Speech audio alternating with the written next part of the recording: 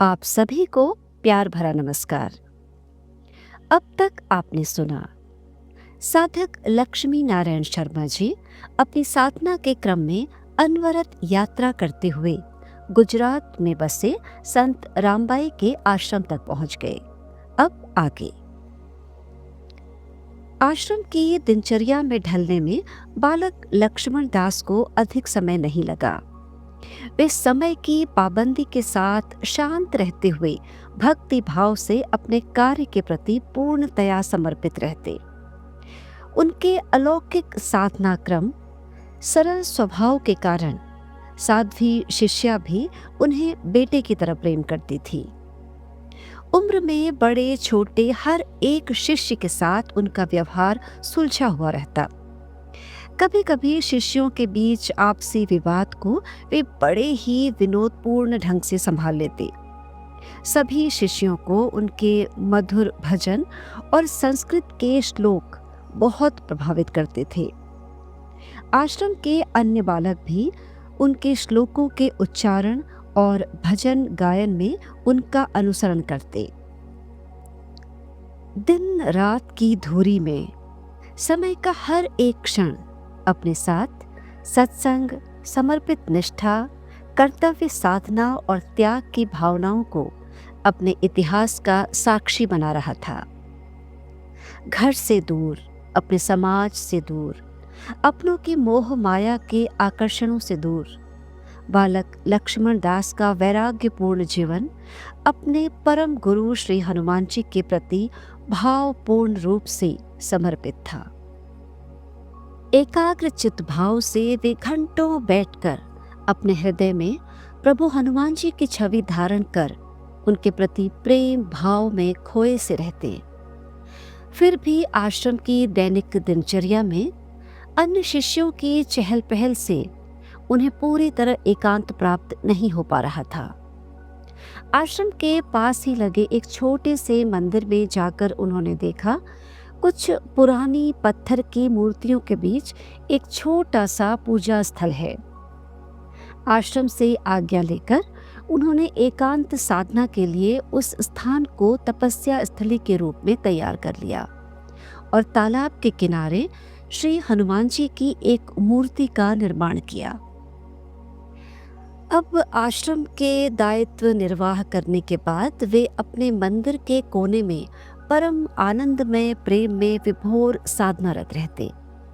समय का पता ही नहीं चलता, कब घंटों बीत जाते पता नहीं।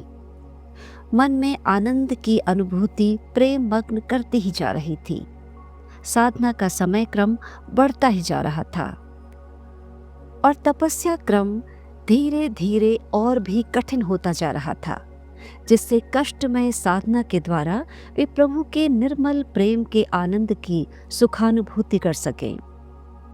अपने प्रभु श्री हनुमान जी के ध्यान में मग्न होकर उन्हें फिर किसी का ध्यान नहीं रहता। आश्रम के शिष्य निरंतर बढ़ते साधना क्रम को देखते, फिर कभी उनसे उनकी तपस्या के बारे में कुछ पूछने लगते तो वे मजाक में हंसकर टाल देते। कभी कभी कुछ शिष्यों को प्रभु की महान कृपा के बारे में वे कुछ बातें समझाते। वे उन्हें वे सभी कहानियां बताते जो घर में सुना करते थे या फिर आगंतुक साधुओं के सत्संग में सुनी होती थी। उनके अपने अंतर्मन के अलौकिक संसार में अलौकिक ज्ञान प्रस्फुटित हो रहा था, जिनके प्रकाश में सब ओर उन्हें आनंद का अनुभव हो रहा था। अपनी दिनचर्या में बालक लक्ष्मण दास की शांत समर्पित भाव से निभाई जा रही सेवा से सभी बहुत संतुष्ट थे। इसके अलावा वे अधिकतर समय अपने हनुमान जी की मूर्ति के सामने या अपनी कुटिया में बिताते थे।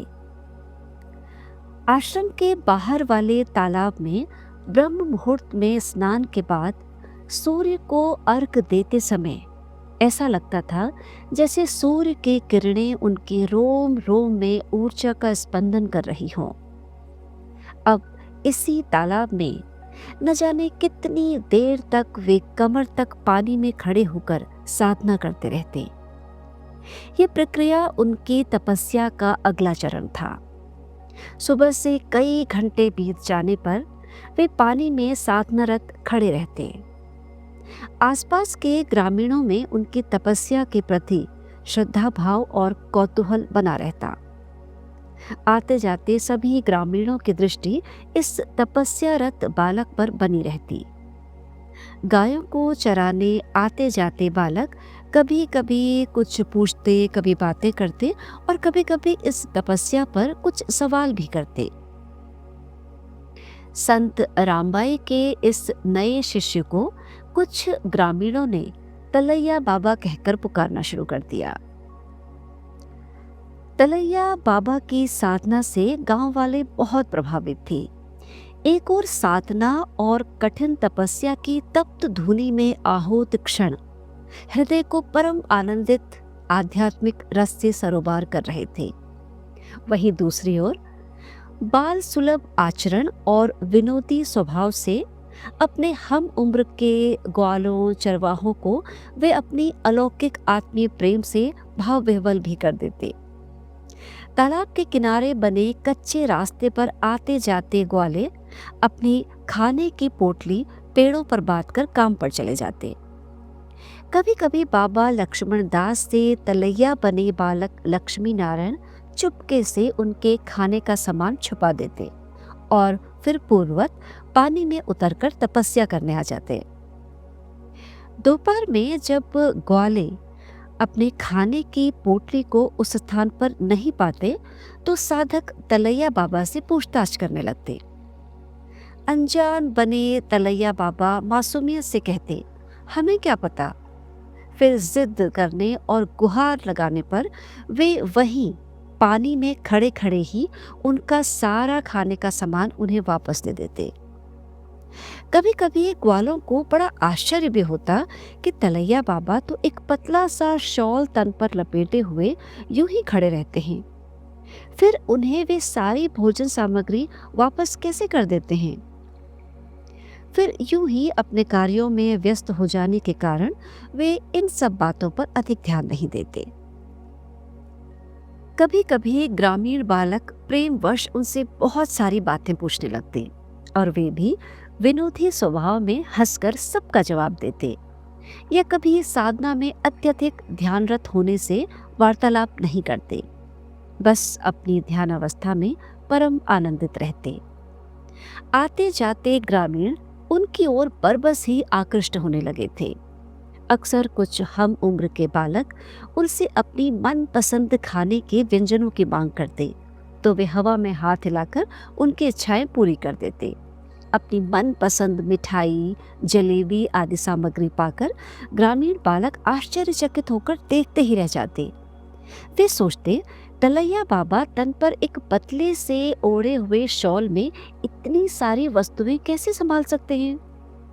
उनका चमत्कारी स्वभाव सभी के लिए कौतूहल का विषय बना हुआ था। उनके चमत्कारों की चर्चा अब धीरे धीरे ग्रामीण समाज में होने लगी और कुछ ग्रामीण उन्हें चमत्कारी बाबा के नाम से पुकारने लगे। अब लक्ष्मण दास से तलैया बाबा, हांडी वाले बाबा और चमत्कारी बाबा नामों से प्रख्यात बालक अपनी साधना की पराकाष्ठा में परम आनंदित हो रहे थे। शरीर मात्र एक साधक बनकर उनके जीवन की अलौकिक शक्तियों को साकार रूप से पूर्णतया प्राप्त करने में सहायक की भूमिका निभा रहा था। उनकी पावन आत्मा परमात्मा के बीच अगम अगोचर स्वरूप में विलीन होते हुए जीवन को वही आकार और दिशा प्रदान करने लगी थी जिसके लिए जन्म जन्मांतरों की साधना के बाद उनकी आत्मा ने शरीर को जन्मोद्धार के लिए प्रेरित किया था। साधना का अत्यंत कठिन दुरूह क्रम शरीर को ध्यानावस्थित कर परमात्मा में इस प्रकार एकाकार हो जाता था कि बालक लक्ष्मण दास को अपनी सुध ही नहीं रहती।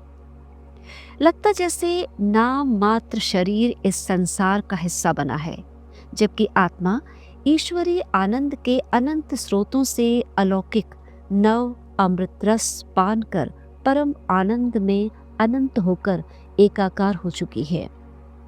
साधना की अवधि बढ़ती ही जा रही थी। दुष्कर कठिन साधक तपस्या में तन मन भूलकर परम आनंद में लीन थे।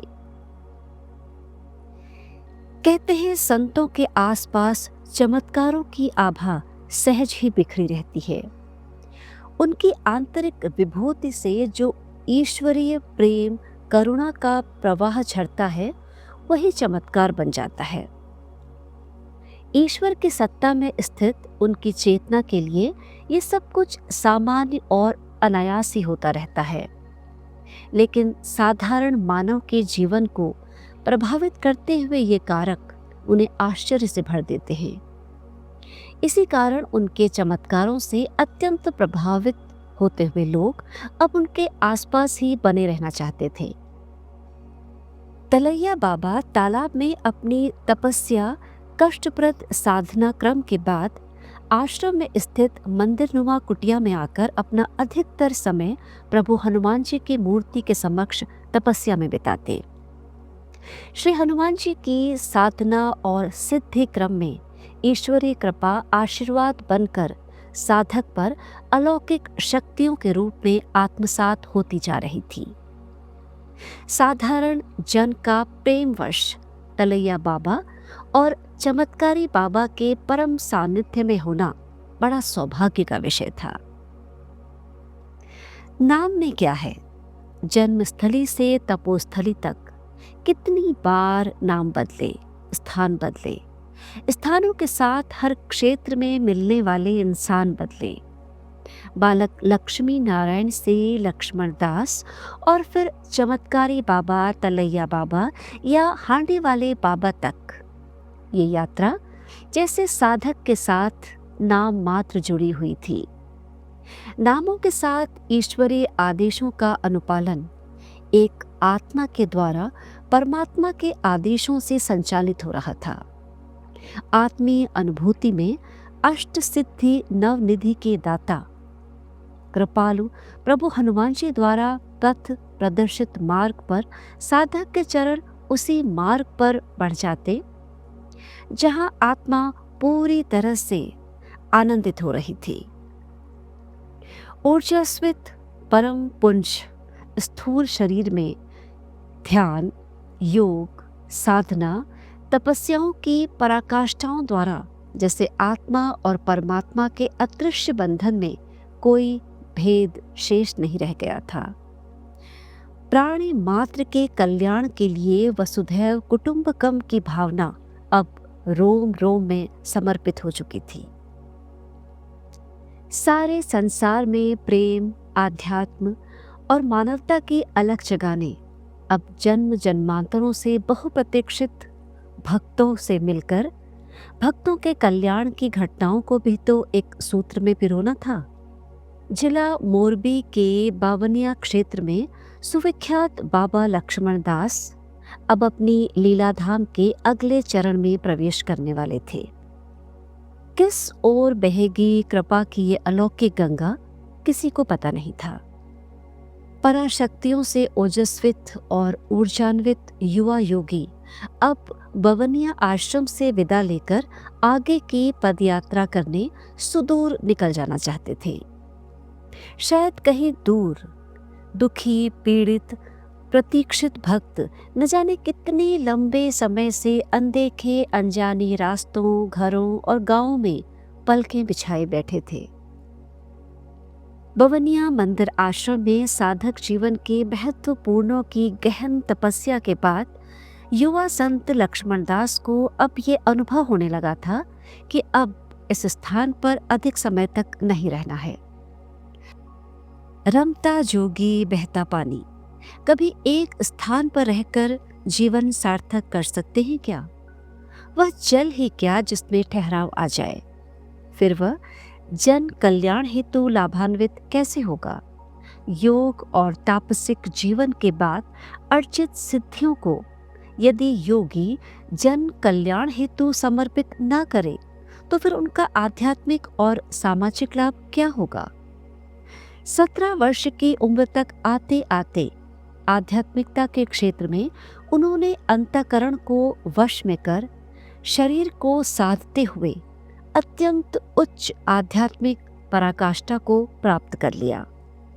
जन कल्याण हेतु परम सिद्धि प्राप्त परम संत योगी अब अपने जीवन यात्रा के दूसरे साधना स्थल की खोज में पुनः विरक्त होकर इस आश्रम को त्यागने का मन बना चुके थे।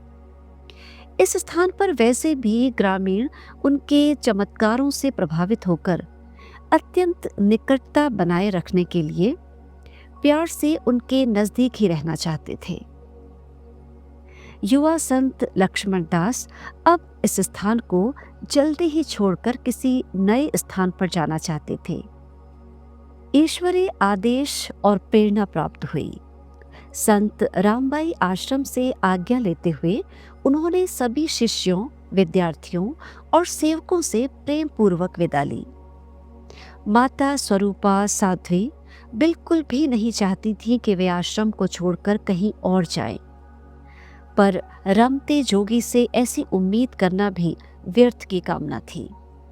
उन्होंने भारी मन से अपने पुत्रवत योगी संत लक्ष्मण दास को आशीर्वाद देकर विदा किया और अब योगी लक्ष्मण दास हाथ में कमंडल और चिमटा लिए अपने अज्ञात पथ पर पुनः अग्रसर हो गए। एक बार फिर से अनदेखे जंगल, दुरूह कठिन मार्गों से होते हुए वे सम विषम परिस्थितियों की अग्नि में स्वयं को आहूत करते हुए आत्मनिर्देशित पग यात्रा हेतु आगे बढ़ चले। बियाबान जंगल, दुर्गम पथों को पार करते हुए वे उस प्रत्येक उद्देश्य की पूर्ति में समर्पित भाव से न्योछावर हो चुके थे जिसका संचालन पराशक्तियों के द्वारा संचालित हो रहा था। उत्तर भारत के कई ग्रामीण और शहरी क्षेत्रों में भक्तों के कष्ट हरते हुए वे आगे बढ़ते रहे। इस बार बाबा लक्ष्मण दास का निवास किसी एक क्षेत्र में अधिक दिन तक नहीं रहा। प्रेम, कृपा और अलौकिक शक्तियों की इस पवित्र धारा में ईश्वर के वे कृपा पात्री ही अपना जीवन सफल कर सके जिन पर ईश्वर की विशेष कृपा रही हो। श्री माँ गंगा मैया की पावन धवल अमृत धाराओं के प्रति युवा योगी लक्ष्मण दास का आत्मिक आकर्षण था। बचपन में अपने माता पिता श्रीमती कौशल्या देवी जी और पंडित दुर्गा प्रसाद शर्मा जी के साथ दोनों भाई बहुत बार गंगा स्नान के लिए जाया करते थे। दादाजी पंडित ज्ञान चंद्र शर्मा जी के समय से ही मंदिर में गंगा जल से भरे पवित्र कलश को गंगा मैया का आधार मानकर आरती हुआ करती थी। अक्सर गंगा स्नान के लिए जाते समय सपरिवार और कुछ निकट रिश्तेदारों के साथ वे सब जाया करते थे।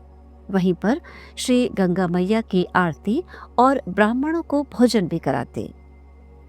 श्री गंगा मैया के पावन दर्शनों की उत्कट अभिलाषा और गंगा स्नान की लालसा सदैव उनके मन में इस प्रकार बनी रहती जैसे गंगा मैया की पावन धवल लहरें अपने वेग से उनके मानस पटल पर स्मृतियों से ही परम आनंद से स्पर्श कर रही हों।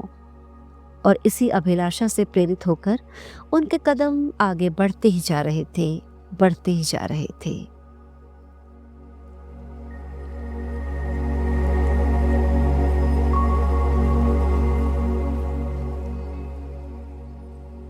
महाप्रभु महाराज जी, श्री नीव करौरी बाबा, पावन कथामृत। आज का प्रसंग यहीं तक।